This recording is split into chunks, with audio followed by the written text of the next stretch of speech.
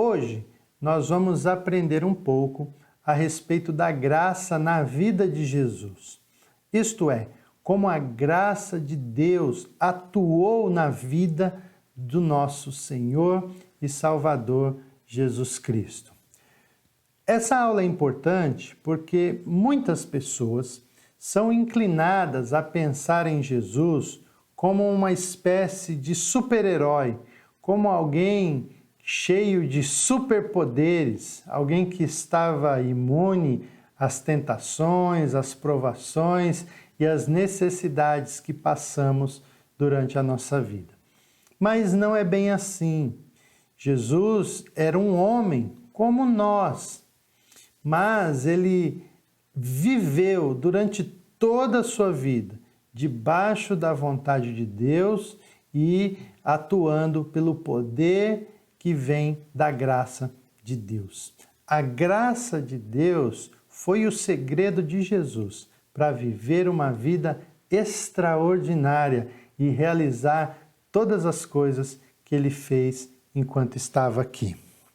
Nessa aula, eu quero mostrar pelo menos 4 momentos em que a graça de Deus esteve na vida de Jesus e foi fundamental na vida dele. Em primeiro lugar, somos levados a perceber que Jesus cresceu na graça de Deus. A graça de Deus começou a crescer na vida de Jesus até enchê-lo completamente. A graça começou a aparecer na vida de Jesus quando ele ainda era um garotinho. Durante a vida adulta, a graça de Deus na vida de Jesus se tornou evidente para todos. Então veja que, primeiro, ele ainda era um menino e a graça de Deus já estava sobre ele. Em Lucas capítulo 2, versículo 40, está escrito: o menino crescia e se fortalecia, enchendo-se de sabedoria, e a graça de Deus estava sobre ele. Percebe que nesse texto, Jesus ainda é um menino que começa a crescer e as pessoas começam a perceber, olha, Jesus está crescendo. Para quem tem filhos, isso é muito comum. Você chega em algum lugar com seu filho e o seu amigo diz assim, poxa, seu filho está crescendo. Isso aconteceu com Jesus também. Só que estava ficando evidente para as pessoas que Jesus crescia, se fortalecia, estava se enchendo de sabedoria e isso era possível porque a graça de Deus estava sobre ele. Segundo, ele foi se desenvolvendo ainda mais e crescendo na graça. Lucas capítulo 2, versículo 52, está escrito assim: Jesus ia crescendo, e aqui Jesus ia crescendo em 3 áreas diferentes. Jesus ia crescendo em sabedoria, estatura e graça diante de Deus e dos homens. Jesus cresceu em estatura, cresceu em sabedoria e cresceu em graça. Graça tanto diante de Deus quanto diante dos homens.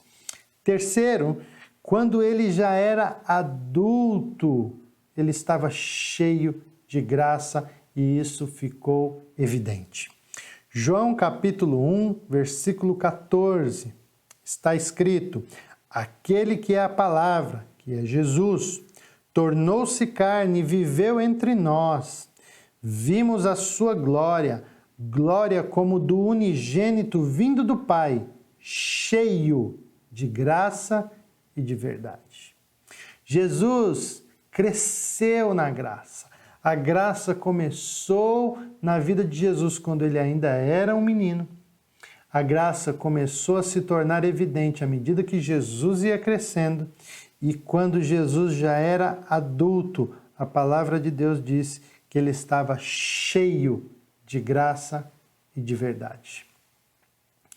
Essas 3 fases aqui da vida de Jesus, onde mostra que ele cresceu na graça, nos ensina que não podemos somente receber a graça, mas precisamos também crescer na graça e permanecer nela.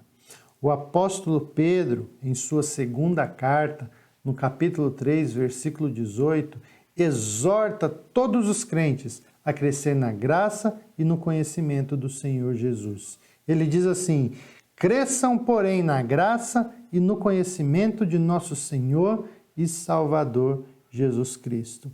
À semelhança de Jesus, nós também devemos crescer na graça. E esse crescimento deve ser diante de Deus e diante dos homens e deve ficar evidente para todos. Devemos crescer na graça até estarmos cheios da graça de Deus, como Jesus esteve cheio da graça de Deus. Segundo, Jesus anunciou a graça. No primeiro dia do seu ministério, ele diz que veio para proclamar o ano da graça do Senhor. Isso está em Lucas, capítulo 4, versículos 18 e 19. Eu leio: O Espírito do Senhor está sobre mim, porque ele me ungiu para pregar boas novas aos pobres. Ele me enviou para proclamar liberdade aos presos e recuperação da vista aos cegos, para libertar os oprimidos e proclamar o ano da graça do Senhor. Essa expressão, o ano da graça do Senhor, ela é encontrada no Antigo Testamento. É o ano do jubileu para o povo de Israel. O ano do jubileu era comemorado a cada 50 anos. E nesse ano, os presos ganhavam liberdade, os escravos eram libertos, as suas propriedades eram devolvidas. Era um ano de libertação. Jesus usa essa figura do Antigo Testamento para dizer que a sua mensagem, que estava começando a ser anunciada naquele momento, era como o ano da graça do Senhor. Era uma mensagem que colocaria os presos em liberdade, que daria vista àqueles que estavam cegos, que libertaria os oprimidos, os cativos, os que estavam presos. Obviamente, Jesus está falando da prisão que é feita pelo pecado. Ele vai começar a anunciar a graça de Deus que liberta os homens do pecado. As pessoas reconheceram que as palavras de Jesus estavam cheias de graça. Lucas 4, 22 diz assim: todos falavam bem dele, todos falavam bem de Jesus e estavam admirados com as palavras de graça que saíam de seus lábios. Jesus veio para anunciar uma mensagem de graça, uma mensagem de esperança, de salvação, de libertação. E as pessoas reconheciam isso quando ouviam a sua mensagem. Mas a graça de Deus é uma mensagem que normalmente tem um efeito duplo. A mensagem da graça de Deus deixa os homens tanto aliviados quanto humilhados. A mensagem da graça de Deus alivia alguns homens e humilha outros. Nós nos sentimos aliviados porque, mesmo sendo pecadores, sabemos pela mensagem da graça de Deus que existe salvação para nós. Deus deseja salvar os homens e faz isso pela graça. Isso é um alívio. Isso é um alívio para quem se sente pecador. Isso é um alívio para quem se sente sujo, para quem se sente indigno. A graça de Deus é maior do que o nosso pecado. Como diz Romanos 5:20, onde abundou o pecado, superabundou a graça de Deus. Quando Jesus anunciava a mensagem de graça, ele dizia isso: a graça de Deus é maior do que o nosso pecado. Deus, pela graça, deseja salvar os homens. Isso é um alívio.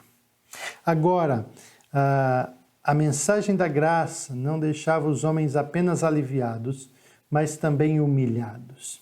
Aqueles que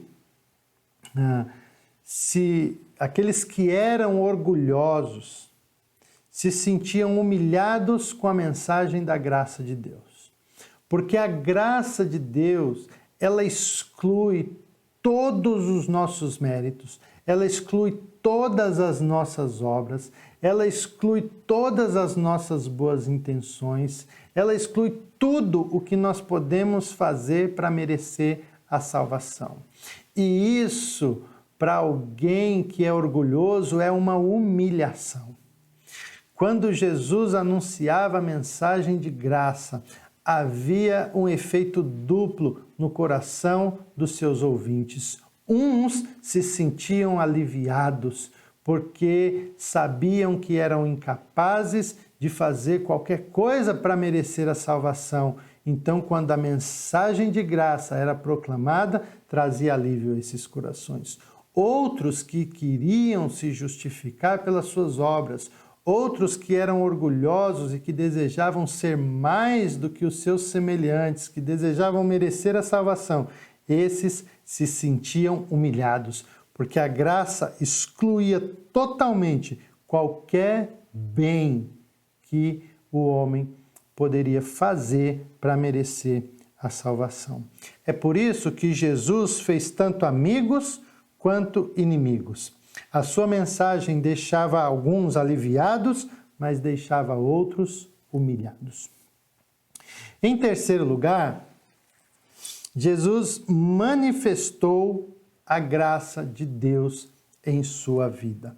A vida de Jesus, não só as suas palavras, mas também os seus atos, o seu olhar, o seu jeito, o modo como tratou as pessoas, isso era uma manifestação clara da graça de Deus. Veja só, Jesus procurou um cego de nascença para lhe curar. Fez isso pela graça. Jesus se interessou por Zaqueu, o cobrador de impostos, quando todos o acusavam de traição e de roubo. Jesus fez isso pela graça. Jesus quebrou todos os protocolos da época para conversar e transformar a mulher samaritana. E ele fez isso pela graça. Jesus evitou que uma mulher fosse apedrejada e lhe deu outra chance de recomeçar a vida, fazendo tudo diferente. E Jesus fez isso pela graça. A vida de Jesus era uma expressão da graça de Deus. Seus atos, suas palavras eram tão carregados da graça de Deus que os apóstolos adotaram a forma de cumprimento na igreja com a seguinte frase: a graça do Senhor Jesus seja com todos vocês. Esse cumprimento aparece nas cartas aos Romanos, Coríntios, Gálatas, Filipenses, 1ª e 2ª Tessalonicenses e Filemão e ainda outras. Jesus manifestou a graça de Deus em sua vida, de tal maneira que a graça e Jesus eram inseparáveis e os crentes cumprimentavam uns aos outros, dizendo que a graça do Senhor Jesus seja com você. Em quarto e último lugar, Jesus morreu pela graça. O poder da graça de Deus em Jesus foi tão tremendo que Jesus suportou a cruz pela graça. A graça de Deus sustentou Jesus no momento mais difícil de sua vida, quando ele levou sobre si os nossos pecados, as nossas dores, as nossas enfermidades, quando ele foi desfigurado naquela cruz, quando ele derramou seu sangue, ele estava sendo sustentado pela graça de Deus. Hebreus capítulo 2, versículo 9 diz: vemos, todavia, aquele que por um pouco foi feito menor do que os anjos, Jesus, coroado de honra e glória por ter sofrido a morte, para que pela graça de Deus, em favor de todos, experimentasse a morte. Para que pela graça de Deus, em favor de todos, experimentasse a morte. Pela graça de Deus, Jesus enfrentou e experimentou a morte, para que pela graça de Deus oferecesse salvação a todo aquele que nele crê. Através de Jesus, recebemos salvação pela graça. Mas Jesus foi coroado de honra e de glória por causa da morte que sofreu. Ele foi coroado de honra e de glória. E Hebreus 4,16 diz que ele se assentou num trono de graça para socorrer todos aqueles que precisam de graça para enfrentar o momento da necessidade. Hebreus 4,16 diz: assim sendo, aproximemo-nos do trono da graça com toda confiança, a fim de recebermos misericórdia e encontrarmos graça que nos ajude no momento da necessidade. Jesus, pelo poder que existe na graça de Deus, enfrentou a cruz, morreu, foi sepultado, ressuscitou, foi coroado de honra e de glória, assentou-se num trono de graça e agora nos convida a nos aproximarmos do trono de sua graça com toda a confiança, porque lá, diante de Jesus, diante do seu trono de graça, nós encontramos misericórdia e graça que nos ajude no momento da necessidade. Eu quero concluir essa mensagem dizendo que Jesus cresceu na graça, anunciou a graça, manifestou a graça e morreu pela graça, para que pudesse se tornar uma fonte de graça para todo aquele que precisa. Se você está precisando de graça na sua vida, se você está precisando desse favor imerecido de Deus, se você não tem méritos nenhum, não tem nada para oferecer a Deus a não ser a sua vida, então você pode se aproximar de Jesus, pois Ele é a fonte de toda a graça. Nele você encontrará graça e essa graça vai te socorrer no momento de necessidade. Receba Jesus como Senhor da sua vida, como Salvador da sua vida. Entregue o seu coração a Ele e experimente a maravilhosa graça de Deus que lhe é dada, oferecida através de Jesus, o nosso Senhor e Salvador. Que Deus te abençoe, fique na paz, um grande abraço.